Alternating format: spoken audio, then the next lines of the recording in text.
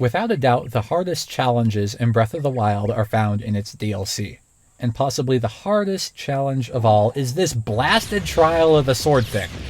Now, saying something is the hardest part of Breath of the Wild doesn't necessarily mean that much, because the game's got some decent challenges on a first playthrough, and there's Master Mode and all that, but overall, the game isn't that hard. But the Trial of the Sword is actually decently challenging.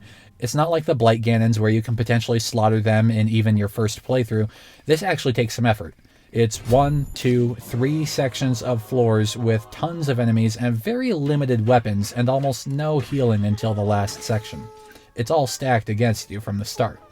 Now, listen, I'm a thoroughly average gamer. I have over 300 hours in Hollow Knight and I still can't beat the Pantheon of Hallownest. I never learned to reliably water clutch in Minecraft. And in this game, I still screw up my wind bombs at least 2/3 of the time.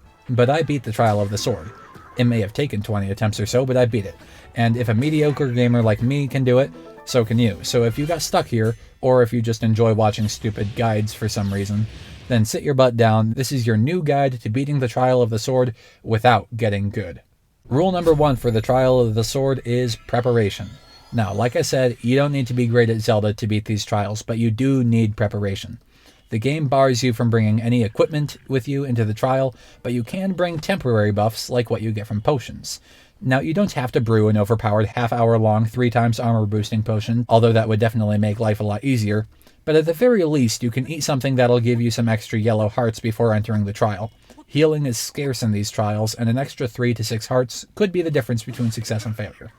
Rule number 2 is to use bombs to turn every tree into timber and then cook them individually into rock-hard food when you get to the checkpoints.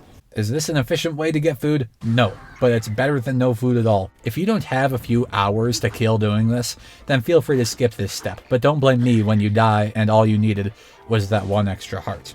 Rule number 3 is patience. Not just the patience necessary to attempt the trials multiple times, but the patience within each run not to take risks. There are 54 floors to this thing, and there are only 2 checkpoints, so you have to save every heart you can. There is no reason that you should be taking damage from the goblins. Just bomb them from a distance and deal with the cooldown timer. So what if it takes an extra minute or 2? You're still on full health and haven't spent any precious weapon durability. If you need to spend a couple of minutes melting ice before fighting this frost talus, then do it. This is fine. Anytime now. There it is. Rule number 4 is to be careful around this one black moblin near the end of the beginning section, because he'll one-shot you. Not that I would know, from personal experience or anything, 4 times in a row. Rule number 5 is planning. In the Trial of the Sword, when you die, and it's a matter of when, not if, most likely, make a plan for surviving whatever killed you before starting your next run. For instance, in the latter trials, I ran into this room packed with Stal Riders, and was promptly speared down, so as I restarted it, I had to come up with a plan. There was perpetual rain in that room, so climbing the trees wasn't an option, and the Stal Riders are too fast for the classic hit-and-run remote bomb cheese, so I decided to make a mad dash for this small structure and get away and shoot the Stals from a distance. Rule number 6 is don't try to catch fairies while you're standing on the teleport pad. Why am I so stupid? Rule number 7 is to know how many ancient arrows you need to save in the final trial. I know the tendency is to hoard ancient arrows, but there's only a few big juju monsters that really justify needing them. So if you're running into trouble in an earlier stage in the final section, you may be able to burn 1 or 2 of these bad boys early.